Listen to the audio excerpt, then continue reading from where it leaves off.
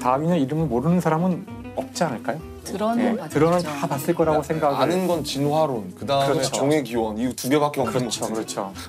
더군다나 이 찰스 다윈이라는 사람은 그 명성에 걸맞게 충분한 그 스토리를 갖고 있는 사람이기도 해서 아 좋아요. 일단 영화적인 인물이군요. 이미 영화화됐어요. 그래서 아. 이미 영화화되기도 했고 의외로 사람들이 잘 알지 못하는 하지만 아주 유명한 그런 네, 이분을 소개하면 어떨까 하고 이제 준비를 해봤어요. 좋습니다. 어떤 점에서 끌리셨나요, 우리 다윈님? 사실 그 진화론이라는 그 이론 자체가 우리 인간이 생명에 대해서 할 수 있는 가장 근원적인 질문에 대한 답을 해줘요. 이렇게 다양하고 많은 생명은 도대체 어떻게 해서 만들어졌나? 어떻게 생겨났나? 근본적인 우리는 어디서 왔는가? 그렇죠. 우린 무엇인가? 네. 이거 하나가 장대한 사실 스토리죠. 아 예. 그러니까 다윈 같은 경우는 흔히 말하는 금수저 집안에 어머니가 아마 이름만 들으면 아실 웨지우드 전혀 모르겠어요. 도자기, 골프채 이름 같은. 도자기 도자기. 웨지우드 접시.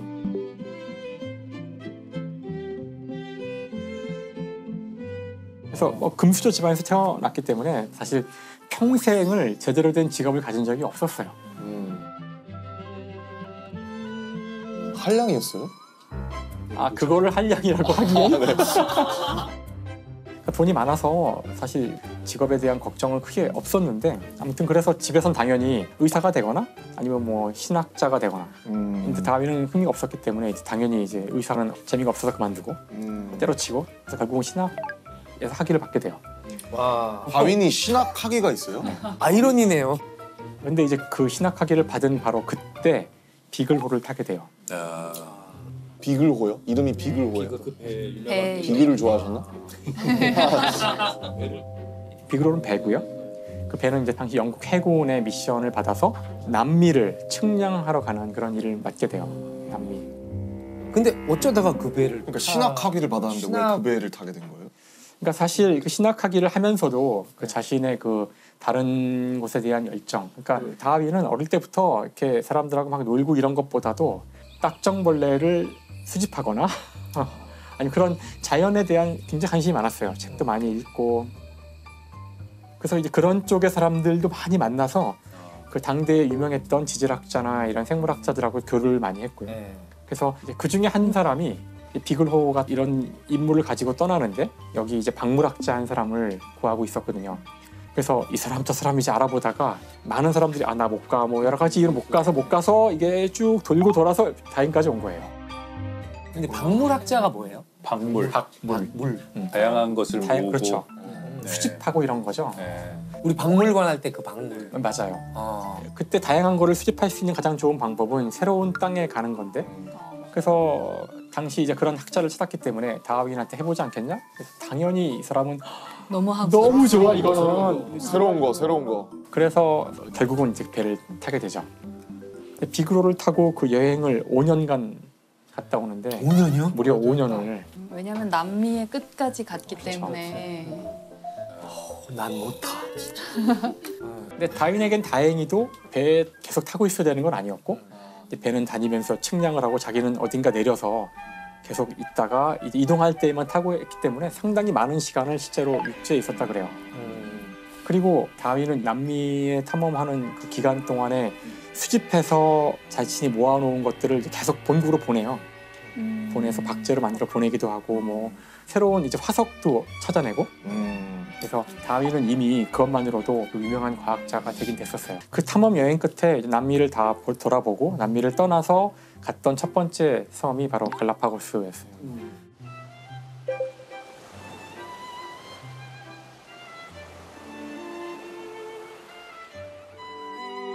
근데 갈라파고스에서도 이제 많은 관찰을 하게 되는데 이 지역이 특별한 것이 대륙과 동떨어진 섬이잖아요. 그래서 이 섬에서는 정말로 한 번도 본 적 없는 괴상망측한 생명체들이 있는 거예요. 그러니까 그때 이제 새들을 핀치라는 새들을 관찰을 하고 부리에 대한 많은 기록을 남겼는데 여기 섬이 한 개가 아니었거든요. 몇 개의 섬이 있는데 제도라 그러잖아요. 네. 그 새들은 전혀 모양이 달라서 다윈은 다른 종인 줄 알았어요. 다른 종류의 새인 줄 알았어요. 그렇겠네요. 근데 나중에 이제 갖고 와서 이걸 해부를 하고 정확하게 조사해 보니까 같은 종인 거예요. 데빈치였구나. 같은 종인데 왜 이렇게 변화가 심하게 일어났을까? 그러니까 이런 현상들은 일반적으로 보기 힘들어요. 저희가 사는 이 세상은 워낙 이미 수많은 종들이 서로 경쟁을 해서 딱 평형을 균형을 다 이루고 있기 때문에 이런 일이 잘 안 일어나는데 이 섬은 워낙 좁은 고립된 곳이기 때문에 하나의 종인 새도 상황에 따라서 아주 급속하게 변화가 타타닥 일어나서 다양한 종류의 부리를 어떤 부리를 가진 새는 나무를 쪼기도 돼 있고 사실 이렇게 다르면은 딴 데서는 다른 종이거든요. 여긴 그렇지 않았던 거죠. 근데 문제는 이제 돌아와서부터 이제 고민이 시작되는 거죠. 돌아와서 고민되지, 이제. 자신의 데이터들을 이제 가지고 분석을 하고 책을 쓰려고 하다 보니까 뭔가 이제 그게 있는 거죠. 이거 생명의 다양성에 대한 자신이 답을 찾은 것 같은데 함부로 이야기 서서히 답이 보이는데 이게 굉장히 위험한 답이란 사실을 알게 되는 거예요. 불경하다. 그렇죠. 네.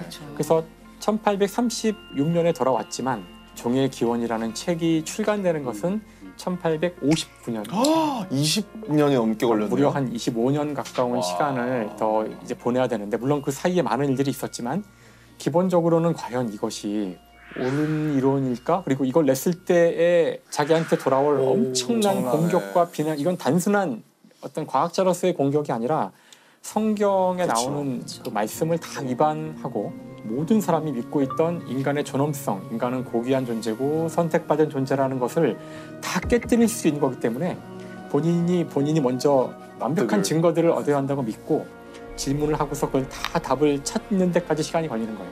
보강을 하는 데까지. 코페르니쿠스랑 비슷한 것 맞아요. 같네요. 코페르니쿠스가 이제 지구가 이 세상의 중심이다라는 걸 모든 사람이 그렇게 생각하고 있을 때 열심히 관측하고 꼼꼼하게 기록해서 봤더니 그러면 안 되는데 자꾸 태양이 중심에 있고 지구가 움직이는 결과가 자꾸 나오는 거죠. 그래서 이거를 낼 때 약간 고민을 많이 하셔서 나중에 거의 이제 인생의 말년까지 와서 병상에 누워서 그때서야 책을 집필하셨다고. 그래서 천체 회전에 관한 그 논문의 이름이 앞에가 레볼루션이잖아요.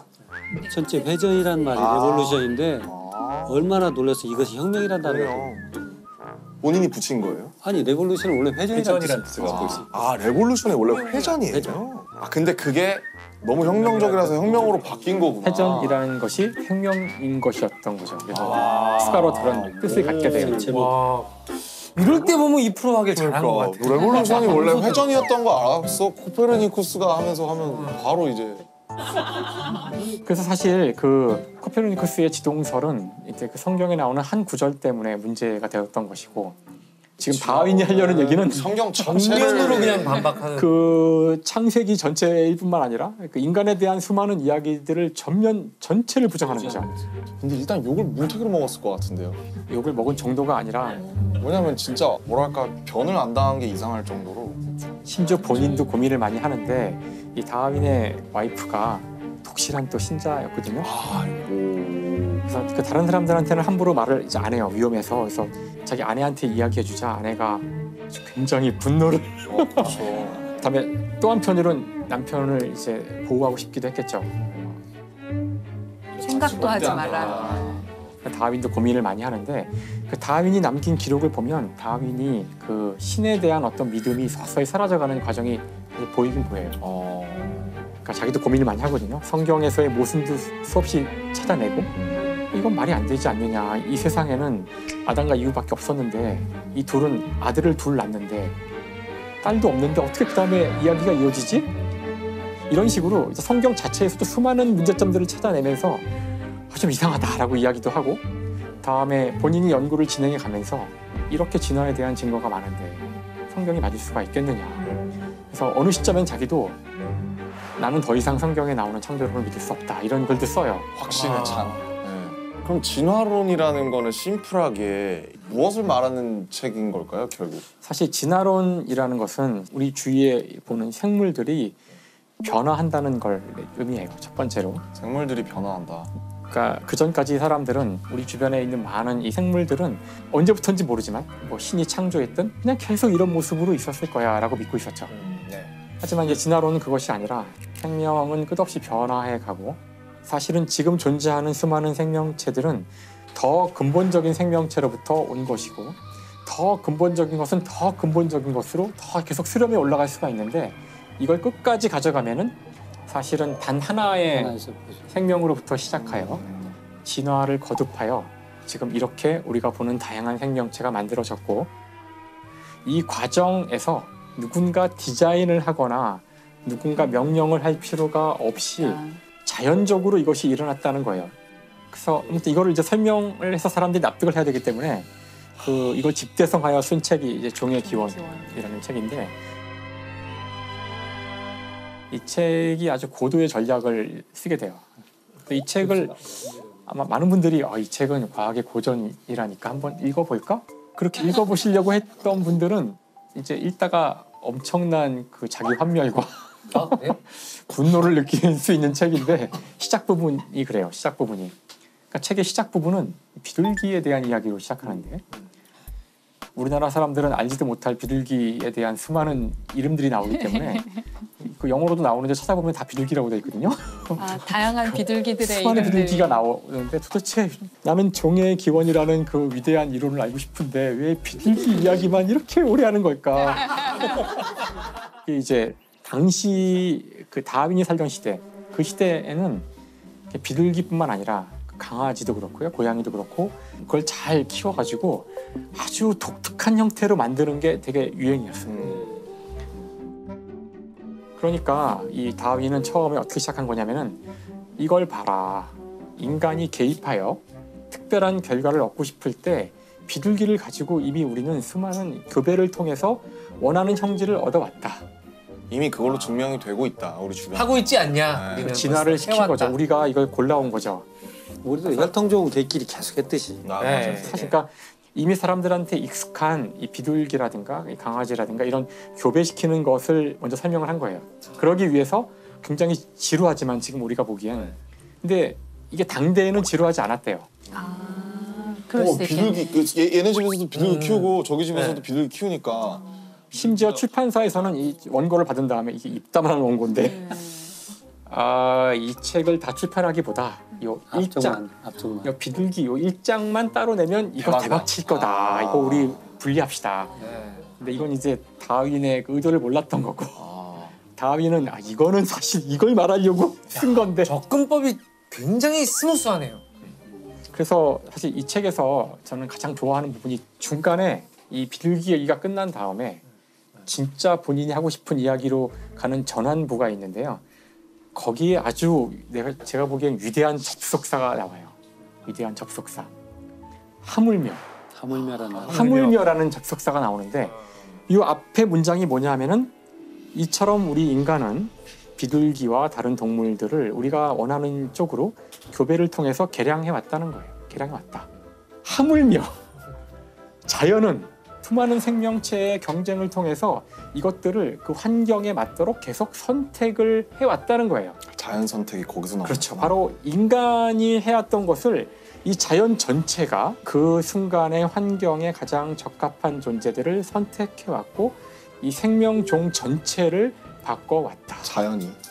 바로 이 얘기를 그리고 나는 지금부터 그 증거들을 하나씩 보여주겠고 거기서 나올 수 있는 모든 질문에 다 답을 할 것이다. 야, 준비가 다 됐으니까. 그러니까 25년이 걸렸구나. 야, 그런 책이라고는 생각 못했어요. 왜냐면 이거는 단순히 어떤 새로운 발견이 아니라 인간을 능멸하는 걸 수도 있거든요.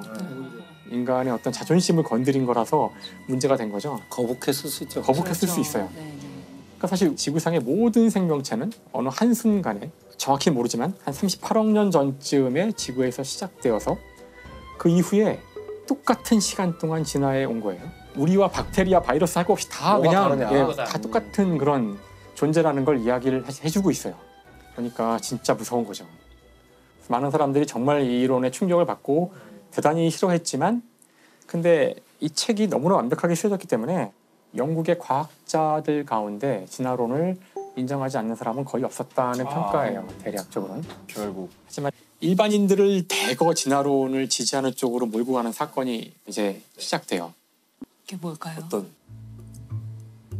이제 보기에 따라서는 어떻게 오해될 수가 있냐면은 선택받는다는 것이 어떤 경쟁을 통해서 약육강식의 세상을 합리화하는 식으로 이용될 수가 있습니다. 그래서 우생학 같은 것도 맞아, 어떻게 보면 바로 네, 그거죠. 강한 것들만 살아남고 강한 것만 살아남고 또는 이걸 거꾸로 보면 살아남은 것은 왠지 강한 것이고 이걸 인간 사회로만 좁혀서 보면 가장 지금 우월한 백인들이야말로 살아남을 가치가 있는 그런 어떤 인종이고 아니면 유색 인종들은 지배를 받아야 될 그런 인종일 수도 있는 거죠. 바로 이것은 당시에 한참 아시아와 아프리카를 식민지화해가던 유럽에게 아주 필요했던 열강. 어떤 사상이었을 수도 있던 그렇게 거예요. 쓰일 수도 있었겠어요. 다윈 자신은 알았을까요? 그 점에 대해서 혹시 미리 우려했거나 우려했죠. 아 그런가요? 네. 악용될 수 있겠구나. 악용될 수 있기 때문에 사실 그 진화라는 단어를 초판본엔 쓰지 않아요. 에볼루션. 영어로 에볼루션인데 에볼루션이라는 단어는 쓰지 않고요. 그 에볼루션이 들어가야 되는 장소에다가 정확하게는 그 디센트 오브 모디피케이션이라 그러는데 수정을 통한 나아짐이랄까? 뭐 이 정도의 느낌의 단어를 사용하는데 진화를 아주 완곡하게 풀었네요.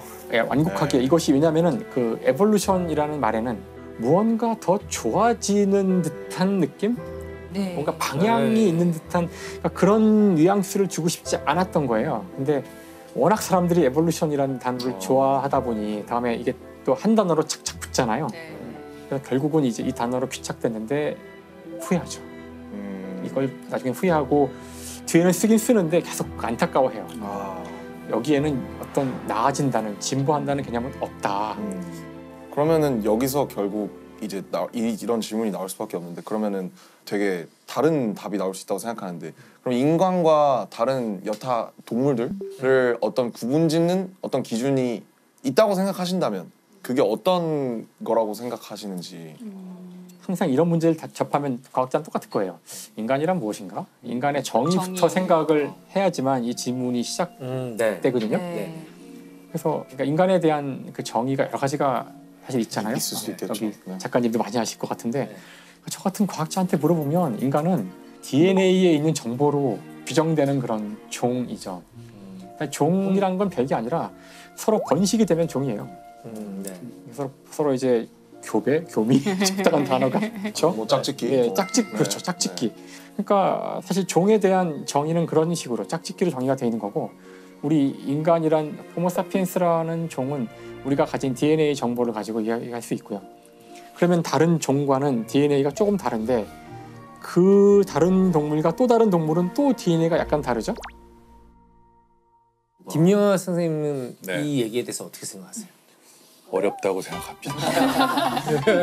지금 많이 골똘히 생각에 잠겨 계시더라고요. 인간이란 오랫동안 말씀 안 무엇인가? 하셨는데 근데 이제 저는 이야기를 쓰는 사람이니까 인간과 다른 종을 구분하는 가장 큰 것은 인간은 이야기를 한다는 거죠. 없는 이야기를 만들어내기도 하고. 어쨌든 이야기를 한다는 거죠. 이야기를 한다는 게 정확하게 뭐랄까 좀 이야기라는 게 그러니까 뭐 인간이랑 모기도 다르지 않고 인간이랑 원숭이도 다르지 않지만 이야기를 안 하잖아요. 이야기라는 거는 생존에 필요한 정보들을 굉장히 효과적으로 전달하는 매체거든요. 그러니까 우리가 생존에 필요한 여러 가지 정보가 있지만 이거를 그냥 직설법으로 전달하면 잔소리가 돼서 듣기 싫어요. 늑대 조심해라, 뭐 호랑이 조심해라 이런 거보다는 늑대와 호랑이에 관한 무서운 얘기를 애들한테 들려주면 옛날에 각인이 되는 거죠. 늑대는 진짜 무서운 거구나. 그게 또 감정으로 전해지기 때문에 정보로 듣는 것보다는 감정으로 우리가 들으면 몸이 반응하거든요. 이런 식으로 해서 이런 정보들을 효과적으로 전승하고 전파시키고 심지어 막 퍼져나가기까지 하잖아요. 네. 이런 것들을 잘하는 어떤 인류가 득세했을 가능성이 있다는 거예요. 그러니까 바로 지금 정확히 좀 전에 말씀하신 그 지점이 제가 처음에 이야기를 시작할 때 그냥 과학이 인간에 대해서 어떤 이야기를 해준다면 그 이야기를 할 때 가장 중요한 과학 이론은 진화론일 것이다라고 이야기했잖아요. 왜냐하면은 바로 지금처럼 왜 인간은 이야기를 좋아할까? 네. 보통은 이런 질문은 답을 할 수 없는 질문이라고 알려져 있었는데 지금 바로 이제 이야기를 더 좋아하는 사람들은 생존에 유리했을 거야. 바로 이게 진화론이 인간을 설명해가는 방식이거든요.